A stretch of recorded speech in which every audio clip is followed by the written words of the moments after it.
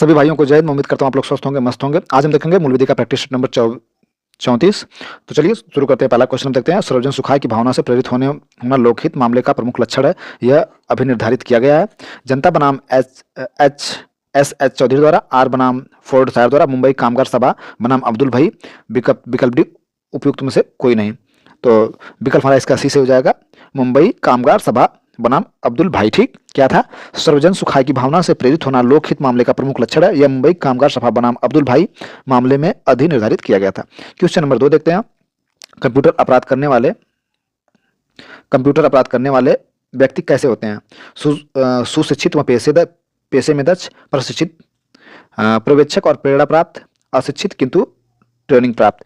Question number 2 का विकल्प हमारा ए से हो जाएगा, सुशिक्षित व पेशे में दक्ष। ठीक, अगला क्वेश्चन देख। साइबर आतंकवाद को किस धारा के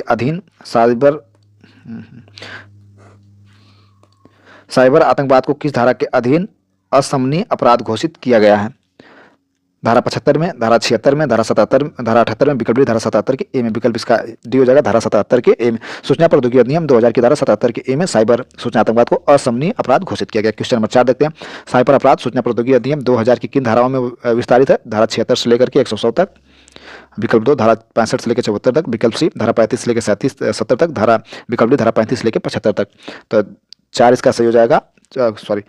क्वेश्चन नंबर 4 का विकल्प हमारा बी से हो जाएगा, धारा 65 से लेकर धारा 74 तक। ठीक, सूचना प्रौद्योगिकी अधिनियम 2000 की धारा अध्याय 11 में 65 से 74 साइबर अपराध को संबंधित है। क्वेश्चन नंबर 5 देखते हैं। Next question. सूचना प्रौद्योगिकी संशोधन अधिनियम 2008 के अंतर्गत डिजिटल हस्ताक्षर शब्द परिवर्तित हुआ था। डिजिटल पहचान में, इलेक्ट्रॉनिक हस्ताक्षर में। विकल्प से इलेक्ट्रॉनिक पहचान, विकल्प डी डिजिटल संकेताक्षर में। 5 का विकल्प हमारा सही होगा, इलेक्ट्रॉनिक हस्ताक्षर के रूप में। ठीक, क्वेश्चन नंबर 6 देखते हैं। क्वेश्चन नंबर 6, राष्ट्रीय सुरक्षा अधिनियम के तहत सलाहकार बोर्ड का सदस्य ऐसे व्यक्ति होना चाहिए जो एक उच्च न्यायालय के न्यायाधीश के रूप में नियुक्त किया गया, जिन्हें एक उच्च न्यायालय के न्यायाधीश के रूप में नियुक्त किया जा चुका हो, जो एक उच्च न्यायालय के न्यायाधीश के रूप में नियुक्ति होने योग्य हो। डी मानवाधिकार कार्यकर्ता। ठीक, क्वेश्चन नंबर 6 का विकल्प हमारा ए से हो जाएगा, बी सी ए सही हो जाएगा। ठीक, बी से हो जाएगा, सी से हो जाएगा, डी नहीं से होगा। ठीक, ए बी सी तीनों, जो एक उच्च न्यायालय के न्यायाधीश के रूप में नियुक्त किया गया हो। राष्ट्रीय सुरक्षा अधिनियम के सलाहकार बोर्ड की बात कर रहा है। ठीक, जिन्हें एक उच्च न्यायालय के न्यायाधीश के रूप में नियुक्त किया गया हो, या जो एक उच्च न्यायालय के न्यायाधीश के रूप में नियुक्ति होने योग्य हो। ठीक, क्वेश्चन नंबर 7 देखते हैं। लोक सेवक पर व्यक्तिगत असर डालने के लिए परितोष को लेने के उपबंध में भ्रष्टाचार निवारण अधिनियम की धारा में विहित है। अभी पीछे भी क्वेश्चन आया था, धारा 7 के ए में। ठीक है, भ्रष्टाचार निवारण अधिनियम 1988 की धारा 7 के ए के अनुसार कोई भ्रष्ट या अवैध साधनों द्वारा लोक सेवक पर असर डालने के लिए परितोष लेगा या ऐसी अवधि के कारावास 3 वर्ष, ऐसी अवधि कारावास 3 वर्ष। ठीक, 3 वर्ष से कम नहीं होगा, किंतु 7 वर्ष तक हो सकता है, दंडनीय होगा और जुर्माने से दंडनीय होगा। क्वेश्चन नंबर 8 देखते हैं। किस धारा के अंतर्गत सर्वोत्तम निर्णय पर निर्धारण को एक पक्षीय कर निर्धारण करते हैं? किस धारा के अंतर्गत सर्वोत्तम निर्णय कर निर्धारण को एक पक्षीय कर निर्धारण करते हैं? धारा 144, विकल्प ए, विकल्प बी धारा 142, विकल्प सी धारा 140, विकल्प डी धारा 144। विकल्प पहला धारा 141, विकल्प बी धारा 142, विकल्प सी धारा 143, विकल्प डी धारा 144। विकल्प इसका डी से हो जाएगा, आयकर अधिनियम 1961 की धारा 144 से विवेक बुद्धि के अनुसार निर्धारण कर का उपबंध किया गया। ठीक, अगला क्वेश्चन देखते हैं। Question number 9।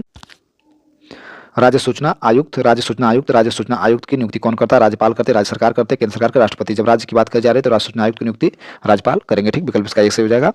सूचना का अधिकार नियम 2005 की धारा 15(3) के अनुसार राज्य सूचना आयुक्त और इस राज्य आयुक्तों की नियुक्ति राज्यपाल द्वारा की जाती है। क्वेश्चन नंबर 10 देखते हैं। निम्नलिखित में से कौन सी सूचना उपयुक्त लोक सूचना अधिकारी में सूचना का अधिकार उपयुक्त लोक सूचना अधिकारी में सूचना का अधिकार आरटीआई के अधिनियम के तहत मांगी जा सकती है? किसी भी परीक्षा संचालक निकाय, उदाहरण स्वरूप GIT गेट, IIM, UPSC इत्यादि में उत्तर प्रतिलिपियां, passport, driving licence, ration card, Aadhaar card, आवेदन की स्थिति इत्यादि। केवल ए, ठीक, केवल बी, केवल ए बी दोनों भी नहीं, ए बी और दोनों, विकल्प दोनों जाएगा। ठीक, ए व बी दोनों मांगा जा सकता है। ठीक है, क्वेश्चन नंबर 11 देखते हैं। राष्ट्रीय जांच अधिकार आयोग जांच के दौरान या जांच के बाद कार्रवाई में उच्चतम न्यायालय या उच्च न्यायालय को ऐसे निर्देश या आदेश या रीट का अनुरोध कर सकते हैं? हाँ या नहीं, पता नहीं, राष्ट्रपति से परामर्श करेगा। विकल्प से जगह हाँ कर सकते हैं। राष्ट्रीय मानवाधिकार आयोग जांच के दौरान जांच के बाद कार्रवाई में उच्चतम न्यायालय या उच्च न्यायालय से ऐसे निर्देश या आदेश या रीट के लिए अनुरोध कर सकता है? हाँ, बिल्कुल कर सकते हैं। क्वेश्चन नंबर 12 देखते हैं। राज्य मानवाधिकार आयोग का गठन मानव अधिकार संरक्षण अधिनियम की किस धारा में किया गया है? तो राज्य मानव धारा 21 के ए में, धारा बी 21 के 2 में, 21 के 3 में, 21 के 4 में, विकल्प ए से धारा 21 के ए में। राज्य मानवाधिकार आयोग का गठन मानव अधिकार संरक्षण नियम धारा 21 ए में दिया गया। ठीक, क्वेश्चन नंबर 13 देखते हैं। 13 क्या है? इसका एक विकल्प ए सही हो जाएगा धारा 21 के ए में। ठीक है, क्वेश्चन नंबर 33 मानवाधिकार आयोग के सदस्य नियुक्त किए जाते हैं राष्ट्रपति द्वारा स्वविवेक से, उच्च स्तरीय समिति की अनुशंसा पर राष्ट्रपति द्वारा, प्रधानमंत्री द्वारा समिति की अनुशंसा पर। 13 का विकल्प हमारा बी सही हो जाएगा, उच्च स्तरीय समिति की अनुशंसा पर राष्ट्रपति द्वारा। ठीक है, 13 का विकल्प हमारा बी सही हो जाएगा, उच्च स्तरीय समिति की अनुशंसा पर राष्ट्रपति द्वारा। ठीक, अगला क्वेश्चन देखते हैं, क्वेश्चन नंबर 14 केंद्र सरकार का नियम बनाने की शक्ति उपबंधित है। केंद्र सरकार को नियम बनाने की शक्ति उपबंधित है धारा 61 में, धारा 62 में, धारा 63 में। विकल्प सही हो जाएगा धारा 63 में। ठीक है, केंद्र सरकार की नियम बनाने की शक्ति उपबंधित है धारा 63 में। अगला क्वेश्चन देखते हैं, कलेक्टर की नियुक्ति किस धारा के अधीन होती है। धारा 18 में, धारा 18 के में, विकल्प सी धारा 18 के बी में, विकल्प डी धारा 18 के सी में। तो 15 का विकल्प हमारा सी से हो जाएगा धारा 18 के बी में।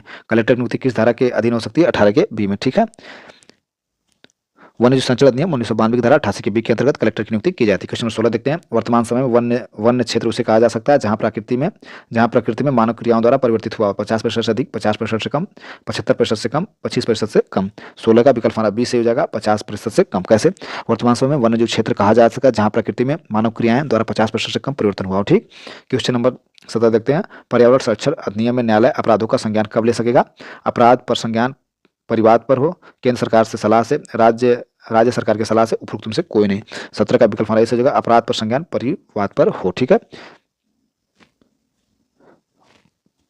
पर्यावरण संरक्षण अधिनियम 1986 की धारा 19 के अनुसार न्यायालय इस अधिनियम के अधीन किसी अपराध पर संज्ञान या परिवाद पर ही करेगा, अन्यथा नहीं करेगा। ठीक, विकल्प हमारा ए से हो जाएगा। अगला क्वेश्चन देखते हैं, अगला क्वेश्चन हमारा क्या है, इस यातायात का संकेत अर्थ क्या है। आसपास घूम रहे पशुओं के प्रति सतर्क रहें, आगे रास्ता नहीं है, आगे रेलवे क्रॉसिंग, आगे खतरा है।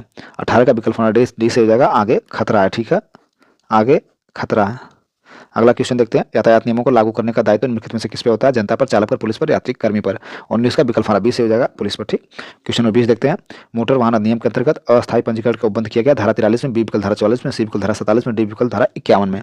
विकल्प 20 का हमारा ए से हो जाएगा धारा 43 में। कैसे, मोटर वाहन अधिनियम 1988 की धारा 43 के अंतर्गत अस्थायी पंजीकरण का उपबंध किया गया। क्वेश्चन नंबर हम अगला देखते हैं 21, एक संवैधानिक निकाय जिसे अनुसूचित जातियों के एक संवैधानिक निकाय जिसे अनुसूचित जातियों के शोषण के खिलाफ सुरक्षा उपायों को प्रदान करने पर उनके सामाजिक, शैक्षिक, आर्थिक और सांस्कृतिक हितों को बढ़ावा देने व उनकी रक्षा करने के उद्देश्य से स्थापित किया गया है। अनुसूचित जाति, अनुसूचित जनजाति अत्याचार रोकथाम समिति पर, अनुसूचित जाति के लिए राष्ट्रीय आयोग, राष्ट्रीय मानव अधिकार आयोग। विकल्प डी अनुसूचित जाति योजना आयोग। 21 का विकल्प हमारा बी से हो जाएगा अनुसूचित जाति के राष्ट्रीय आयोग के अनुसार। भारत में राष्ट्रीय अनुसूचित जाति आयोग एक संवैधानिक निकाय है, मूलतः संविधान के अनुच्छेद 338 के एससी और अनुच्छेद 338 के एससी एसटी हैं। अनुच्छेद 338 एससी और अनुच्छेद 338 एसटी के लिए विशेष अधिकारी की नियुक्ति करने का प्रावधान है। ठीक है, अगला क्वेश्चन देखते हैं, क्वेश्चन 22, किशोर न्याय बालकों की देखरेख और संरक्षण अधिनियम 2015 की किस धारा में दत्तक ग्रहण वर्णन किया गया है।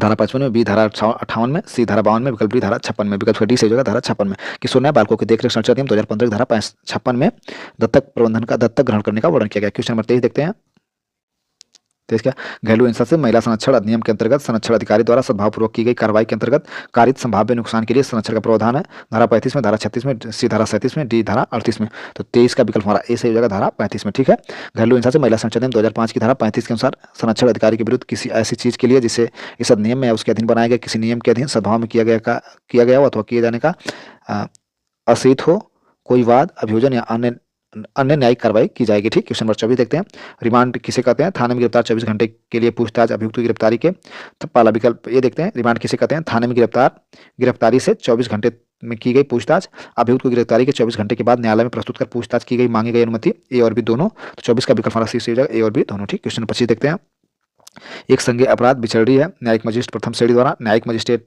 मुख्य न्यायिक मजिस्ट्रेट द्वारा, सत्र न्यायालय द्वारा, इन सभी द्वारा। 25 का विकल्प हमारा डी से हो जाएगा इन सभी द्वारा। क्वेश्चन नंबर 26 देखते हैं, किसी स्त्री के पति या पति के नातेदार द्वारा उसके प्रति क्रूरता या निर्दयतापूर्वक व्यवहार किया गया धारा अपराध है। तो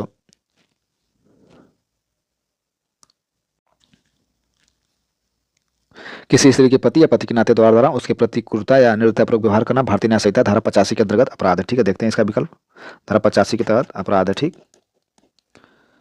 धारा 85 के तहत अपराध है, तो विकल्प इसका सी से हो जाएगा धारा 85 के तहत अपराध है। ठीक, अगला क्वेश्चन देखते हैं 27, केवल जुर्माने से दंडनीय अपराध है अंतर्गत आता है धारा 163 के तहत, धारा 164 के तहत, धारा 165 के अंतर्गत, धारा 166 के अंतर्गत। तो भारतीय न्याय संहिता 2023 की धारा 165 में प्रावधान किया गया है कि यदि जलयान के मास्टर या भाषा साधक की उपेक्षा से कोई अभिजातक के जलयान में छिपा है तो ऐसे मास्टर या भाषा साधक को 3000 रुपये जुर्माना दंडित किया जाएगा। विकल्प से क्या हो जाएगा सी से धारा 165। ठीक, क्वेश्चन नंबर 28 देखते हैं, एक 6 वर्षीय बालक ख के घर में चोरी करते हुए पकड़ा गया है, क्या उसे चोरी के आरोप में दंडित किया जा सकता है? धारा सहित उत्तर दीजिए। एक 6 वर्षीय बालक ख के घर में, ठीक। तो अच्छा ठीक, हाँ देखते हैं इसका। धारा 333 भारतीय न्याय संहिता के तहत, धारा 305 भारतीय न्याय संहिता, धारा 20 भारतीय न्याय संहिता के अनुसार दंडित नहीं किया जा सकेगा, इनमें से कोई नहीं।